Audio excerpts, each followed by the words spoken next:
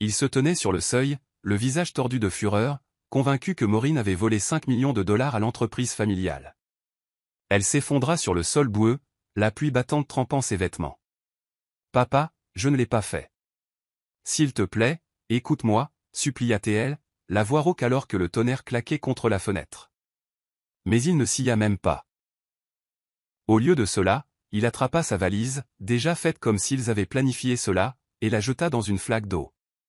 L'eau sale éclaboussa ses jambes. De la fenêtre de la cuisine, les bonnes regardaient à travers les rideaux, chuchotant entre elles. Leurs ombres vacillaient dans la pénombre, leurs yeux pleins d'une pitié silencieuse, mais trop effrayés pour parler. Maureen tendit la main vers la valise, les doigts tremblants, mais Monica s'avança, lui barrant le chemin. Sa belle-mère tenait l'alliance de sa mère entre ses doigts, celle qu'elle avait arrachée du coffre-fort après la mort de la mère de Maureen. Monica eut un sourire narquois et la jeta au visage de Maureen. « Tu ne mérites rien du tout, dit-elle, la voix dégoulinant de venin. L'alliance heurta le front de Maureen, entaillant la peau. Le sang coula, se mêlant à la pluie. Avant qu'elle ne puisse réagir, Nick, son demi-frère, bouscula Monica. Il donna un violent coup de pied à Maureen dans le flanc, l'envoyant valser vers le portail. « Dégage, voleuse !» cracha-t-il. Tante Linda, la sœur de son père, se tenait sur le porche, serrant son collier comme s'il pouvait la protéger d'une malédiction. « Va mourir avec ta mère !» hurla-t-elle, sa voix stridente dominant la tempête. Nick ouvrit brusquement le portail, et d'une dernière poussée, Maureen trébucha dans la rue. Elle appela son père, le suppliant de lui faire confiance, mais son expression resta froide. Il rentra à l'intérieur, et la porte claqua derrière lui. Tout s'effondra. Le portail en fer résonna en se fermant, l'excluant du seul foyer qu'elle ait jamais connu. Maureen n'eut pas le temps de réaliser. La pluie était implacable, et le vent déchirait sa veste. Elle rampa jusqu'à la valise, cherchant à l'ouvrir en tâtonnant. Tout à l'intérieur était trempé. Vêtements, quelques vieilles photos d'identité. Il l'avait piégée. Elle avait vu les fausses signatures sur le grand livre de la société une semaine auparavant. Son nom, griffonné par une autre main. Elle avait essayé d'en parler à son père, mais il n'avait rien voulu entendre. Monica le menait par le bout du nez depuis le décès de la mère de Maureen. Quand elle avait 10 ans, Monica s'était insinuée dans la famille, montant son père contre elle, s'assurant que Nick obtienne tout. La maison, l'entreprise, le nom des Carter. Tante Linda avait été son toutou fidèle, toujours prompte à plaire. C'était probablement elle qui avait falsifié les papiers. Ils avaient planifié cela pendant des années, et Maureen avait été trop naïve pour le voir. Elle trébucha sous la pluie cette nuit-là, les lampadaires s'estompant derrière elle alors que la tempête engloutissait tout. Sa valise tirait sur son bras, trempée et lourde, mais elle continuait d'avancer. Elle ne savait pas où elle allait, juste loin. La coupure sur son front la brûlait, et ses côtes lui faisaient mal là où Nick l'avait frappée. Mais elle ne pouvait pas s'arrêter. Au matin, la pluie avait diminué, et Maureen se retrouva grelottante sous l'auvent d'une station-service délabrée. Le commis à l'intérieur la regarda à peine lorsqu'elle lui tendit ses 5 derniers dollars pour un café et un beignet rassis. Elle s'assit sur le trottoir, sirotant la boisson amère, fixant l'alliance de sa mère dans sa main. C'était tout ce qui lui restait, et elle n'allait pas la lâcher. Les semaines suivantes furent un tourbillon de désespoir. Elle se retrouva dans un appartement exigu et infesté de cafards en périphérie de la ville, payant le loyer avec le peu d'argent qu'elle avait réussi à rassembler en mettant sa montre au clou. Elle trouva un emploi de serveuse dans un resto graisseux au bord de l'autoroute. Le salaire était misérable, et les clients pire encore. Un type avec une casquette de camionneur lui attrapa le bras quand elle lui apporta l'addition, bredouillant, « Souris, ma belle. T'as une sale gueule. » Maureen se dégagea d'un coup sec et lui dit d'aller se faire voir, s'attirant un regard noir de son patron. Une autre nuit, une femme en faux manteau de fourrure ne lui laissa pas de pourboire et abandonna une serviette avec le mot « raté » griffonné dessus. Elle faisait des doubles services juste pour manger. Ses mains étaient gercées à force de récurer les sols après la fermeture. Elle avait faim tout le temps, son estomac gargouillant si fort qu'elle appuyait son poing contre pour étouffer le bruit. Un soir, environ un mois après avoir été expulsée, les choses empirèrent. Elle rentrait d'un service tardif, trop fauchée pour réparer son parapluie cassé, quand un type dans une berline déglinguée s'arrêta à côté d'elle. Il se pencha par la fenêtre, lui offrant un travail, disant que c'était de l'argent facile, juste transporter des colis. Maureen était désespérée, son loyer était dû dans 2 jours, alors elle monta. Il la conduisit dans une ruelle derrière un entrepôt, et c'est là qu'elle vit l'étincelle dans ses yeux. Il lui attrapa les cheveux, la tirant vers la banquette arrière. « Tu vas le gagner à la dure, dit-il. » La panique la saisit rapidement. Elle fouilla dans sa poche, trouva un couteau de poche rouillé qu'elle avait ramassé pour se protéger, et lui taillada le bras. Il jura et lâcha prise, le sang coulant sur sa manche. Maureen détalaf, courant jusqu'à ce que ses poumons la brûlent, l'essence qu'elle avait laissée sur son épaule s'infiltrant à travers sa chemise. Elle se cacha dans une benne à ordures pendant des heures, tremblante, jusqu'à ce qu'elle soit sûre qu'il ne la poursuivait pas. C'est là qu'elle rencontra Jason. Une semaine plus tard, elle sirotait une bière bon marché dans le bar le plus miteux qu'elle ait pu trouver. Cherchant juste un endroit pour s'asseoir et réfléchir, Jason se glissa sur le tabouret à côté d'elle. Un type nerveux d'une trentaine d'années avec une veste en cuir délavé et des jointures balafrées. « On dirait que t'en as bavé, » dit-il en allumant une cigarette. Maureen haussa les épaules, pas d'humeur à parler, mais il continua. « On dirait qu'il ne te reste plus rien. » Elle acquiesça, buvant une lente gorgée de sa bière. Il lui dit qu'il s'appelait Jason. Dit qu'il avait l'habitude de trader des actions à Wall Street, jusqu'à ce qu'une mauvaise affaire le ruine. Maintenant, il repartait de zéro, choisissant des gagnants sur le marché. Et Maureen était la première personne qu'il voyait qui pourrait valoir la peine de faire équipe. « Si tu veux survivre, tu dois battre ces salauds qui se croient meilleurs que toi, » dit-il en expirant la fumée. « Je peux te montrer comment. » Au début, elle ne le crut pas, mais elle n'avait plus rien à perdre. Alors elle lui raconta son histoire. Comment son père l'avait mise à la porte, comment il lui avait tourné le dos, comment il l'avait piégée. Ils voulaient tous les deux la même chose. Se relever et faire payer ceux qui les avaient sous-estimés. Ils se serrèrent la main, et comme ça, le jeu commença. Jason commença à lui apprendre le jeu. Ils se retrouvaient dans une bibliothèque du centre-ville, utilisant les ordinateurs gratuits. Il lui montra comment lire les graphiques boursiers, repérer les tendances et parier sur des entreprises que personne d'autre ne voyait venir. Elle absorbait tout, restant tard après ses services, les yeux brouillés à force de fixer les chiffres. Après quelques mois, elle quitta le restaurant et mit ses économies en commun avec Jason pour leur première transaction. Ils achetèrent des parts dans une petite entreprise technologique au bord de l'effondrement. C'était un pari. Et elle faillit abandonner lorsque l'action chuta brutalement. Jason lui attrapa le bras, la voix ferme.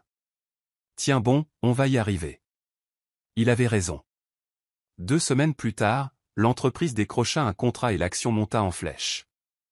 Ils encaissèrent assez pour payer le loyer, et même plus. C'était la première fois qu'elle souriait depuis des mois. À partir de là, ils continuèrent. Elle devint plus intelligente, plus audacieuse. Jason et elle emménagèrent dans un bureau bon marché, juste un bureau et 2 ordinateurs portables, suivant les marchés jour et nuit. 1 an plus tard, ils traversèrent une mauvaise passe et perdirent la moitié de leur argent sur une mauvaise décision. Elle voulut arrêter, mais Jason ne la laissa pas faire. « Tu n'es pas une lâcheuse, Evelyn. Tu es une battante, » dit-il en claquant un café devant elle. Ils doublèrent la mise, investissant tout dans une entreprise énergétique en difficulté. Elle trouva une faille dans leur déclaration de dette, la proposa à un acheteur que Jason connaissait, et ils la revendirent pour le triple de ce qu'ils avaient payé. Celle-là les fit connaître. Au cours des années suivantes, ils construisirent quelque chose de réel, une société financière à son nom. Elle embaucha une petite équipe, loua un bureau élégant en centre-ville et regarda l'argent affluer. Jason resta son bras droit, le seul qu'elle laissait approcher. 10 ans passèrent ainsi. Un soir, elle se tenait dans son bureau, regardant la ligne d'horizon de la ville, un verre de whisky à la main. Elle n'était plus la même Evelyn qui était sortie en rampant de cette ruelle. Elle avait transformé ses cicatrices en pouvoir, sa faim en richesse. Son entreprise valait des millions maintenant, et c'est elle qui prenait les décisions. Jason entra, jetant sa veste sur une chaise. « Tu as fait du chemin, » dit-il en se servant un verre. Elle acquiesça, jetant un coup d'œil à l'alliance de sa mère sur son bureau. Ce n'était pas assez. Papa, Monica, Nick, tante Linda. Ils pensaient qu'elle disparaîtrait. Ils avaient tort. Elle posa le verre et regarda Jason. Il est temps qu'il paie. Il eut un sourire narquois, levant son verre. Faisons leur mal, Jason. Et elle ne perdit pas de temps après cette nuit au bureau. Elle avait passé 10 ans à se frayer un chemin à la force des poignets, transformant ses cicatrices en force. Et maintenant, il était temps de l'utiliser. Tante Linda et Nick étaient les premiers sur sa liste. 2 pièces du puzzle qu'il avait piégées et jetées dehors dans cette tempête. Elle les avait observées de loin au fil des ans, suivant leur vie à travers des coupures de presse et des rumeurs que Jason glanait auprès d'anciens contacts. Tante Linda vivait toujours dans cette même maison, thésaurisant sa part de l'argent familial, tandis que Nick était monté au poste de PDG de Carter Industries, se pavanant comme s'il possédait le monde. Il pensait qu'elle était partie pour de bon. Ils allaient apprendre à quel point il se trompait. Elle commença par tante Linda. Elle avait toujours été superstitieuse, sursautant à la moindre ombre et serrant ses amulettes bizarres qu'elle portait autour du cou. Evelyn se souvenait comment elle lui hurlait dessus quand elle était enfant, disant que le fantôme de sa mère la maudirait d'être née. Maintenant, elle allait retourner cette peur contre elle. Elle dénicha des copies des fausses pages du grand livre que tante Linda avait utilisé pour la piéger. Jason avait un type qui pouvait dénicher n'importe quoi dans de vieux dossiers. Ils commencèrent à lui en envoyer des morceaux par la poste. Chaque enveloppe contenait un bout de papier avec la fausse signature d'Evelyn et un mot à l'encre rouge, « Ton sang paiera ». Tante Linda ne saurait pas que c'était elle. Pas encore. Puis elle engagea un type, une petite frappe que Jason connaissait, pour appeler chez elle à minuit. Il chuchotait au téléphone, « Entends-tu déjà la mère d'Evelyn ?» Et il raccrochait. Jason lui dit que tante Linda avait cessé de quitter la maison après une semaine, ses rideaux tirés, marmonnant à propos d'ombre dans ses miroirs. Les choses s'envenimèrent lorsque tante Linda paniqua et appela un médium. Elle avait toujours fait confiance à ces charlatans, pensant qu'ils pouvaient conjurer ce dont elle avait peur. Ce qu'elle ne savait pas, c'est que le type qu'elle avait engagé travaillait pour Evelyn. Elle l'avait payé le double de ce que tante Linda offrait pour jouer le jeu. Il se présenta chez elle, brûlant de la sauge et psalmodiant des bêtises, lui disant qu'elle était maudite par un esprit vengeur lié au nom des Carter. Il la convainquit que le seul moyen de briser la malédiction était de céder ses économies, disant que c'était de l'argent souillé qui nourrissait la malédiction. Elle remit tout, compte bancaire et tout le reste. Directement dans une société écran qu'Evelyn avait créée. Quand ce fut fait, Evelyn se rendit elle-même chez elle. Tante Linda ouvrit la porte, pâle et tremblante. Evelyn entra sans un mot et laissa tomber la pile de grands livres falsifiés sur sa table basse. « Tu m'as appris à survivre, tante Linda, dit-elle d'une voix neutre. Maintenant, je t'apprends à vivre en enfer. » Tante Linda hurla, se jetant sur elle, mais Evelyn sortit alors qu'elle s'effondrait, sanglotant à propos de fantômes. Un mois plus tard, elle entendit que tante Linda avait barricadé ses fenêtres et cessé de parler à quiconque. Elle était partie, enfermée dans son propre esprit. Nick était le suivant, et il n'allait pas se laisser faire si facilement. Il avait pris l'entreprise de leur père et en avait fait son terrain de jeu, licenciant des employés fidèles et empochant des primes. Elle avait acheté des actions de Carter Industries pendant des années par le biais de sociétés fictives, gardant son nom secret. Jason s'occupait des détails, jonglant avec les chiffres pendant qu'elle attendait le bon moment. Il arriva lors de leur assemblée annuelle des actionnaires. Elle entra dans la salle de conférence en tailleur noir, les cheveux tirés en arrière, et prit place à la table. Nick ne la remarqua même pas jusqu'à ce que le vote commence. Elle avait obtenu suffisamment d'actions pour avoir le dernier mot. Lorsque le président demanda des motions, elle se leva. « Je propose de révoquer Nick Carter de son poste de PDG, avec effet immédiat, dit-elle au éclair. » La pièce devint silencieuse. Le visage de Nick devint rouge, ses poings frappant la table. « Qui diable es-tu » cria-t-il, les veines saillantes dans son cou. Elle le fixa dans les yeux. « Je suis le cauchemar que tu as créé, » dit-elle et se rassit. Le vote passa. Il était dehors, mais il ne se laissa pas faire. 2 nuits plus tard, Maureen rentrait du bureau en voiture lorsqu'un SUV noir fit une embardée dans sa voie. Le conducteur la fit sortir de la route, et elle eut à peine le temps de sortir avant que 2 types cagoulés ne lui sautent dessus. L'un sortit un couteau, visant sa poitrine, mais elle esquiva et lui asséna un coup de coude à la mâchoire.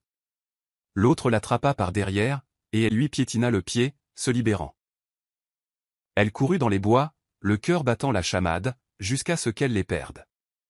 Jason la récupéra 1 heure plus tard, son camion tournant au ralenti sur une route secondaire. C'est Nick derrière tout ça, dit-il en lui tendant un téléphone prépayé.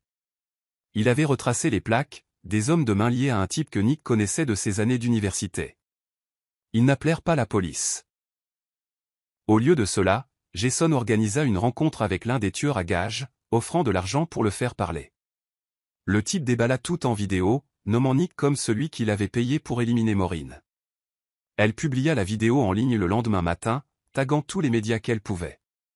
À midi, la police était chez Nick, l'emmenant menotté. Les gros titres criaient fraude et tentative de meurtre. Il prit perpétuité. Sans possibilité de libération conditionnelle. Avant qu'il ne l'enferme, elle lui envoya un chèque en blanc avec une note « Bienvenue dans l'enfer où j'ai vécu ». Elle regarda les nouvelles ce soir-là dans son bureau. Jason appuyait contre le bureau avec une bière.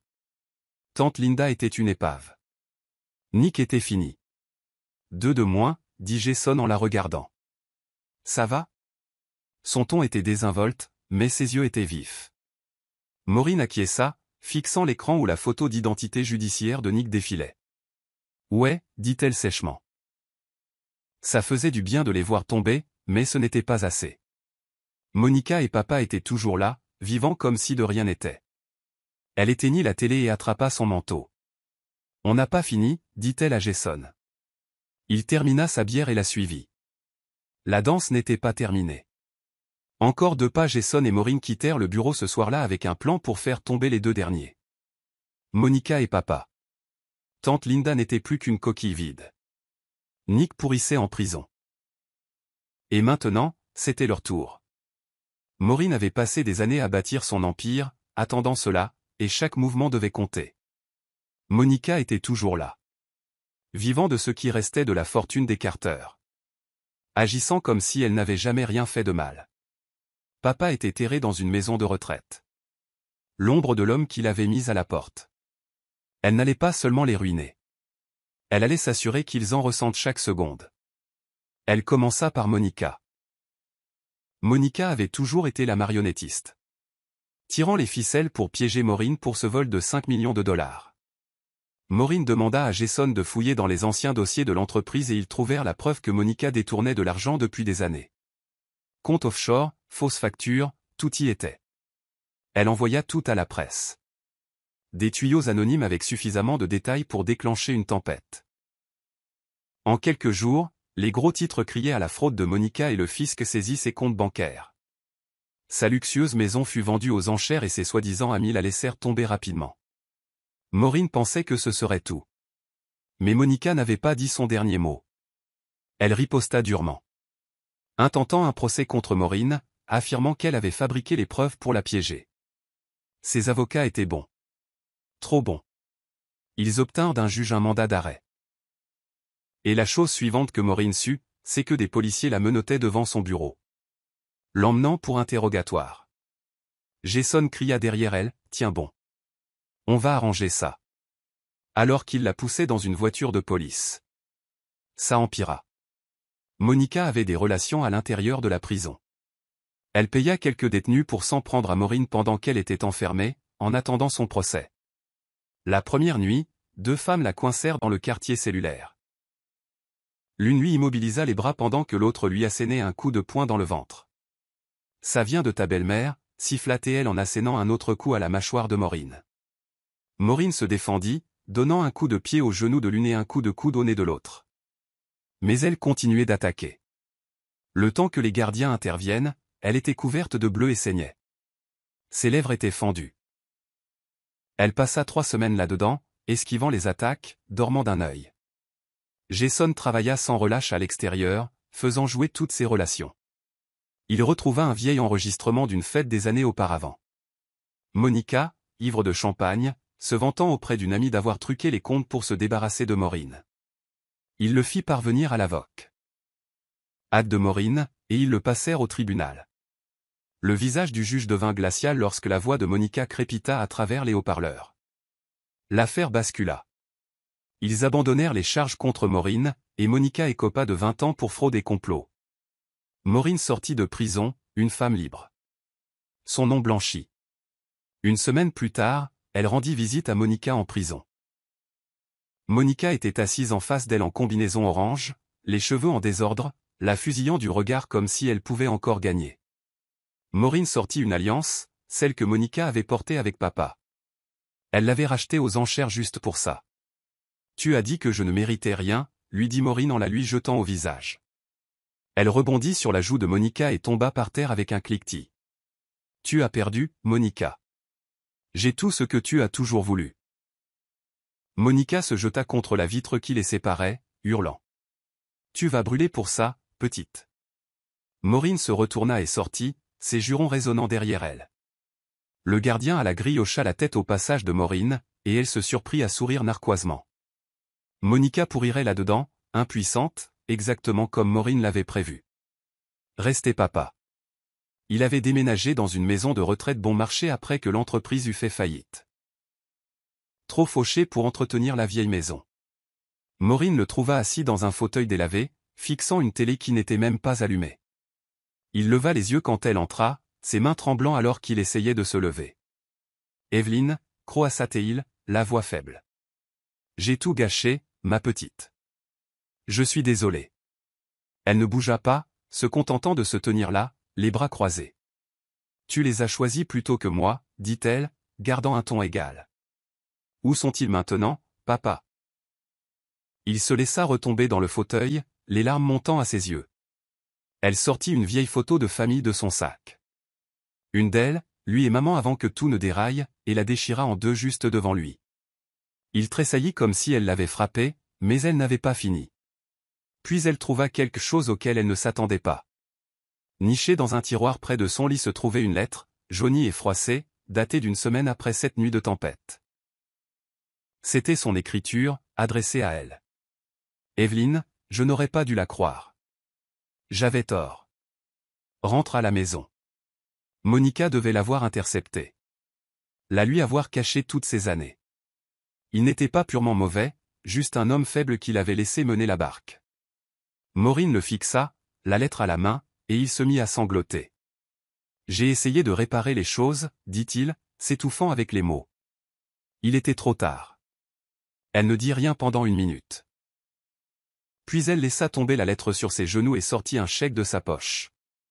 5000 $, assez pour payer ses factures pendant un certain temps. Prends soin de toi, dit-elle en se tournant vers la porte. Il l'appela. S'il te plaît, ne pars pas, mais elle continua de marcher. Jason l'attendait sur le parking, appuyé contre son camion. Elle monta sans regarder en arrière. Papa mourut quelques mois plus tard, seul. Sa nécrologie tenait à peine en un paragraphe dans le journal local. La main de Jason resta sur son épaule cette nuit-là après qu'ils eurent quitté la maison de papa. Le Bourbon pesait lourdement entre eux. Monica était enfermée, papa était parti, et le poids de tout cela l'accablait. Elle avait passé 10 ans à se battre, à construire quelque chose à partir de rien, à détruire tous ceux qui l'avaient blessée. Maintenant, c'était fini, et elle ne savait plus quoi faire d'elle-même. Jason les ramena à son appartement. Les lumières de la ville défilaient derrière les vitres du camion. Ils ne parlèrent pas beaucoup, restant assis là dans le silence, le moteur vibrant sous eux. Quand ils entrèrent, elle enleva ses chaussures et se laissa tomber sur le canapé, fixant le plafond. Jason prit quelques bières au réfrigérateur et lui en tendit une. « Tu l'as fait » dit-il en s'asseyant à côté d'elle. Ils sont tous partis. Elle acquiesça, décapsulant la sienne. « Ouais. » dit-elle en buvant une gorgée. « Alors pourquoi ça ne va pas mieux ?» Les semaines suivantes furent étranges. Elle retourna au travail, dirigeant l'entreprise comme toujours, signant des contrats et rencontrant des clients. Le bureau bourdonnait de gens qui ne savaient pas ce qu'elle avait traversé, et elle garda cela pour elle. Jason resta dans les parages, s'occupant des chiffres et faisant des blagues pour détendre l'atmosphère. Un matin, il l'entraîna prendre un café au lieu de leur réunion habituelle. Ils s'assirent dans un petit café du centre-ville, la vapeur s'élevant de leur tasse. « Tu as été silencieux ces derniers temps » dit-il en remuant du sucre dans sa boisson. « Qu'est-ce qui se passe ?» Elle haussa les épaules, regardant la rue dehors. « J'essaie juste de voir ce qui vient après » lui dit-elle. Il se pencha en arrière, l'étudiant. « Tu n'as pas à le découvrir seul, tu sais. » Elle le regarda, ses yeux fixés sur les siens, et quelque chose changea. Jason avait été là à travers tout. Les bagarres, les victoires, les ecchymoses de la cellule de prison. Elle n'y avait jamais beaucoup pensé au-delà de ça. Mais maintenant, elle n'était plus si sûre. La vie commença à s'installer dans un nouveau rythme. Elle vendit la vieille maison après que la banque l'eut saisie. Utilisant l'argent pour financer une bourse d'études pour les enfants issus de milieux difficiles. Ce n'était pas grand-chose, mais ça lui semblait juste. Quelque chose de bon après tout ce gâchis. Jason l'aida à la mettre en place, plongeant avec elle dans la paperasse tard le soir autour de plats à emporter. Un soir, ils étaient affalés sur le sol de son salon, des boîtes de pizza ouvertes, examinant les candidatures. Il jeta un dossier de côté et la regarda. « Tu es différente maintenant, dit-il.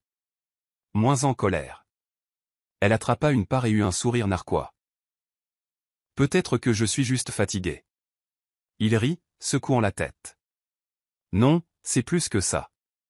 Tu recommences à vivre. » Elle ne discuta pas. Il avait raison. Les choses étaient plus légères, comme si elle avait enfin lâché quelque chose de lourd. L'été arriva, et Jason la convainquit de prendre une pause. Ils se rendirent en voiture à un chalet qu'il avait loué au bord d'un lac, à quelques heures de la ville. C'était petit, des murs en bois et un porche qui grinçait. Mais il y avait une vue qui s'étendait sur des kilomètres. Ils passèrent la première journée à pêcher, assis sur le quai avec des cannes bon marché qu'ils avaient prises dans une station-service. Elle attrapa un petit achigan et le rejeta à l'eau, riant lorsque la ligne de Jason s'emmêla dans les algues. Cette nuit-là, ils firent un feu à l'arrière, les flammes crépitant alors que le soleil plongeait derrière les arbres. Elle s'appuya contre une chaise, sirotant une bière, la chaleur lui réchauffant les jambes. Jason était assis en face d'elle, attisant les bûches avec un bâton. Il avait été plus silencieux que d'habitude toute la journée, s'agitant comme s'il avait quelque chose à dire. Finalement, il posa le bâton et la regarda. La lueur du feu vacillant dans ses yeux. « Maureen » commença-t-il à voix basse. « J'y pense depuis un moment. » Elle pencha la tête, attendant. Il se frotta la nuque, une habitude nerveuse qu'elle avait vue 100 fois. « Quand je t'ai rencontré dans ce bar, j'ai pensé que tu n'étais qu'un autre boulot, quelqu'un que je pouvais aider à se remettre sur pied. C'est comme ça que ça a commencé. » Il marqua une pause, prenant une inspiration. Mais plus on passait de temps ensemble, plus je réalisais que ce n'était pas que ça. Il hésita un instant avant de continuer. Je t'ai vu te battre contre des choses que je ne souhaiterais à personne. Tu es sacrément coriace, mais tu as ce cœur que tu ne laisses pas voir à la plupart des gens. Et quelque part en chemin, je suis tombé amoureux de toi. Sa bière s'arrêta à mi-chemin de sa bouche, et elle le fixa. Il continua, les mots se bousculant. Je pensais que c'était juste moi qui étais stupide, qui me laissais emporter par le travail. Mais ce n'est pas ça. Je t'aime, Maureen. Je veux rester avec toi, pour de vrai, pour de bon, si tu veux bien de moi. Elle posa la bouteille, ses mains reposant sur ses genoux. Jason l'aimait. Après toutes ces années, le type qui l'avait sorti des ruelles et des cellules de prison, qui avait été là quand elle n'avait rien, était assis là, lui avouant tout. Elle ne sut pas quoi dire au début. Elle avait passé si longtemps à fonctionner à la colère, gardant tout le monde à distance, que cela la prit au dépourvu. Mais ensuite elle y réfléchit vraiment. Jason n'était pas comme papa ou Monica ou Nick. Il ne lui avait jamais tourné le dos, ne lui avait jamais rien demandé qu'elle ne puisse donner. Il avait été son roc. Et peut-être qu'elle avait ressenti quelque chose aussi, enfoui sous tout ce chaos. Elle le regarda, son visage tendu, attendant qu'elle le rembarre. « Tu es sérieux » demanda-t-elle, gardant un ton léger. Il acquiesça, sans hésitation. « Très sérieux. » Elle laissa échapper un petit rire, secouant la tête. « Tu es fou, Jason. » Puis, plus doucement. « Mais oui, je veux bien de toi. » Son sourire s'élargit, et il se leva, traversant le feu pour la serrer dans ses bras. Elle le serra en retour, sa veste rêche contre sa joue. Et pour la première fois depuis une éternité, elle sentit quelque chose de chaud s'installer dans sa poitrine. Ils se rassirent, proches maintenant, le feu crépitant entre eux. Il prit sa main, entrelaçant ses doigts avec les siens. « Alors, c'est quoi le plan » demanda-t-il. « On a tout un week-end ici. » Elle lui serra la main, regardant le lac. « Restons comme ça un moment, dit-elle. Pas de bagarre. Pas de plan. Juste nous. Il acquiesça, se penchant en arrière avec elle, et ils regardèrent les étoiles apparaître, une par une. Le lendemain matin, Maureen se réveilla à l'odeur du café qui infusait et de Jason qui faisait des crêpes sur une petite cuisinière. Ils mangèrent sur le porche, l'air frais et vivifiant. Elle se surprit à sourire plus qu'elle ne l'avait fait depuis des années.